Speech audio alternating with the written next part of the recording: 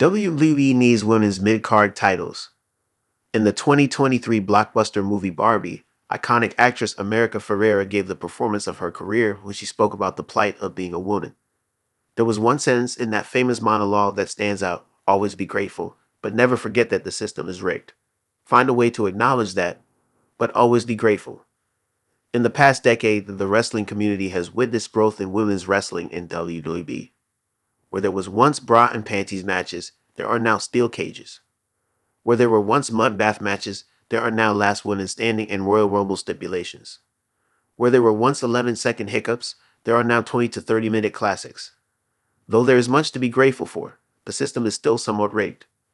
Though WWE has made great progress to present women's superstars as equal to the men, it can be argued that there is still much to improve on.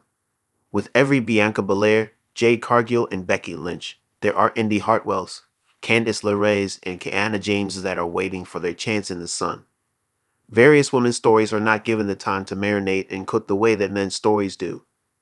As it continues to become global and more accessible, WWE should find innovative ways to get more women on television and be the change that little girls and women deserve to see. That is why WWE needs to implement more women's mid-card titles. WWE has an embarrassment of riches when it comes to the amount of talent they have on their women's roster. But a lot of that flies under the radar when it isn't seen consistently or in a larger title picture. If more women's titles are created, they would stand as a reward to the female athletes who add to the mid-card as workhorses on the rise. Take for instance former WWE Women's Tag Team Champion and first ever Queen of the Ring Zelina Vega. Her growth in ring since aligning herself with the Latino World Order, Alilo, has been great.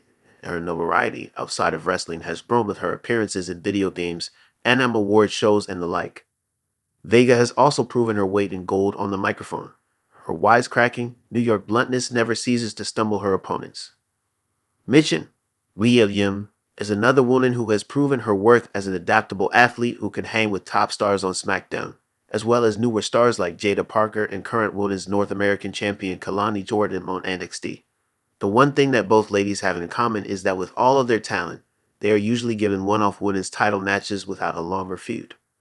A mid-card title would serve as a chance for stars like Yim and Veda to reach for a goal that could uplift their careers.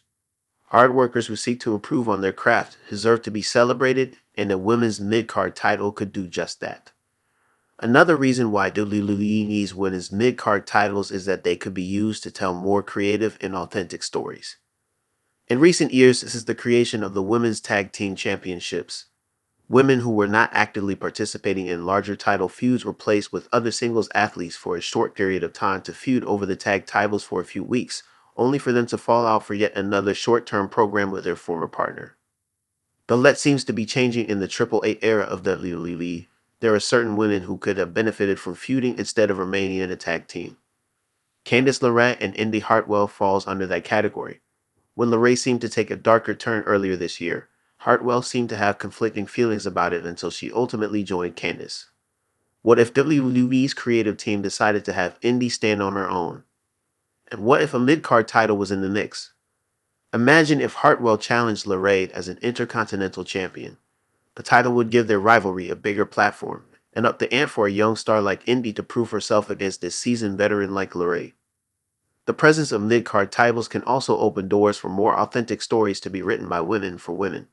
Hiring more producers and writers that are female can give better and nuanced looks as to how women operate in the current landscape of wrestling.